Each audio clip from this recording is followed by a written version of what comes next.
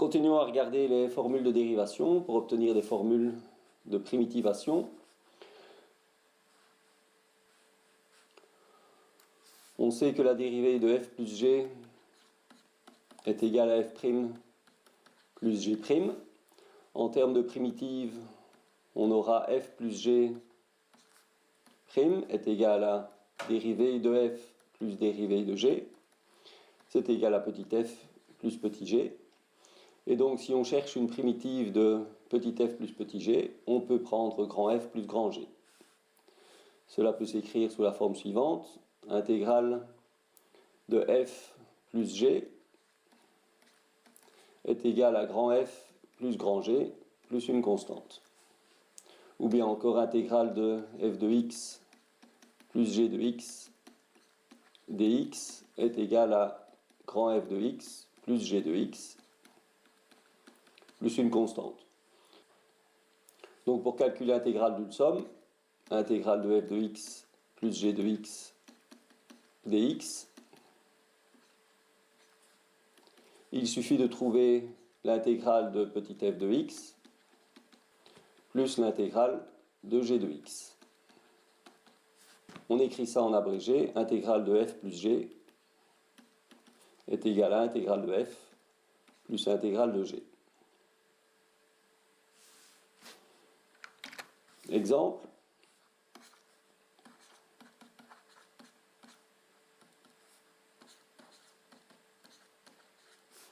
si on veut intégrer x carré plus 1,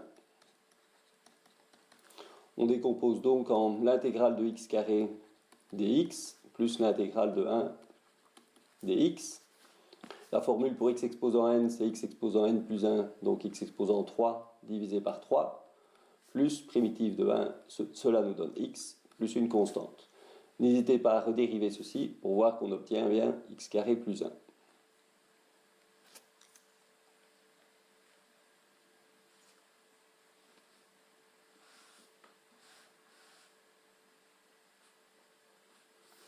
Autre exemple, intégrale de sinus x plus cosinus x nous donne donc l'intégrale de sinus x dx plus l'intégrale de cosinus x dx. C'est égal à moins cosinus x plus sinus x plus une constante. Autre formule de dérivation, on sait que la dérivée d'une constante fois une fonction k fois f est égale à k fois f'.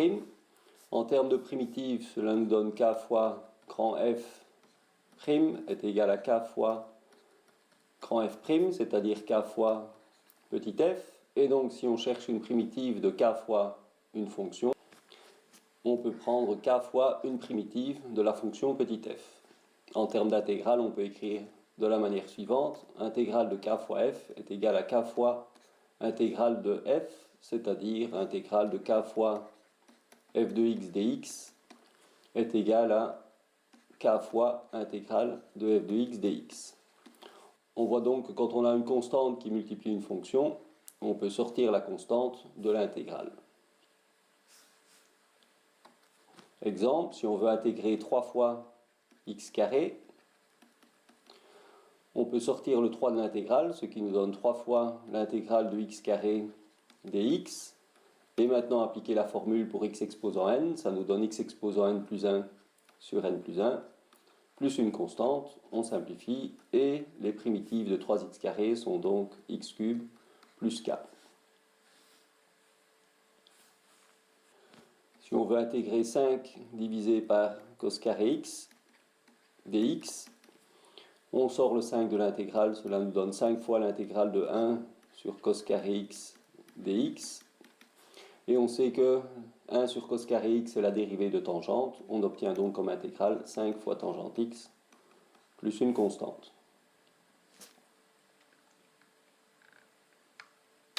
Maintenant, on peut combiner les deux formules précédentes pour intégrer des polynômes. On sait donc que l'intégrale de f plus g est égale à l'intégrale de f plus l'intégrale de g. Et on sait que l'intégrale de k fois f est égal à k fois l'intégrale de f.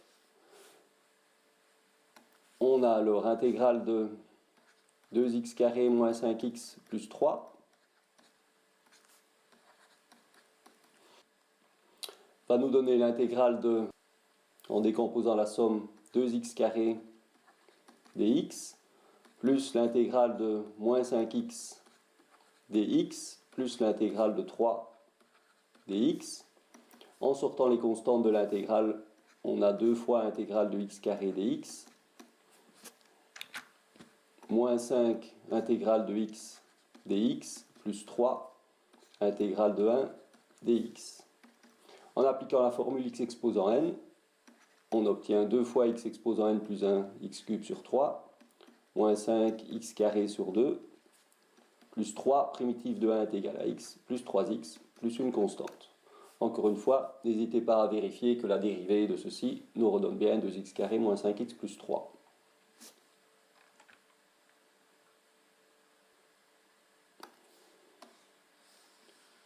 Autre exemple. On voit donc que si c'est possible, on a intérêt à écrire une expression sous forme de somme pour pouvoir intégrer terme par terme.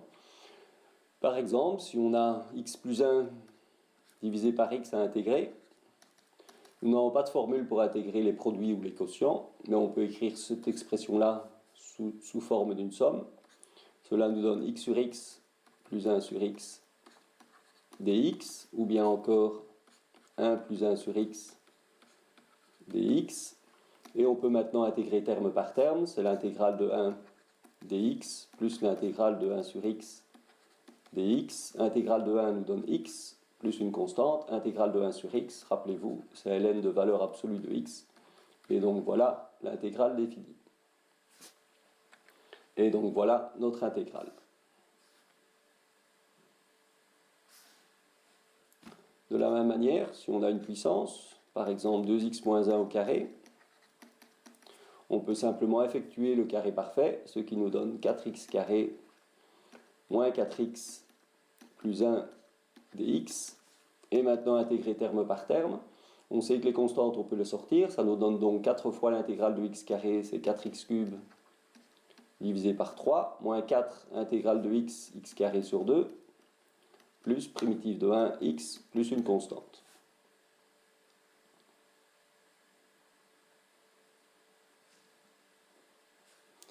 Regardons encore un exemple. Si j'ai l'intégrale de racine de x moins x carré divisé par x,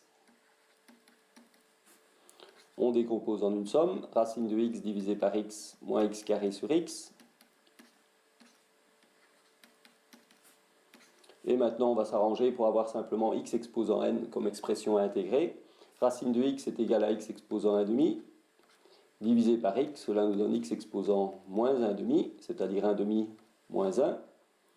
On a donc x exposant moins 1,5, moins, ici on peut simplement simplifier par x, cela nous donne moins x.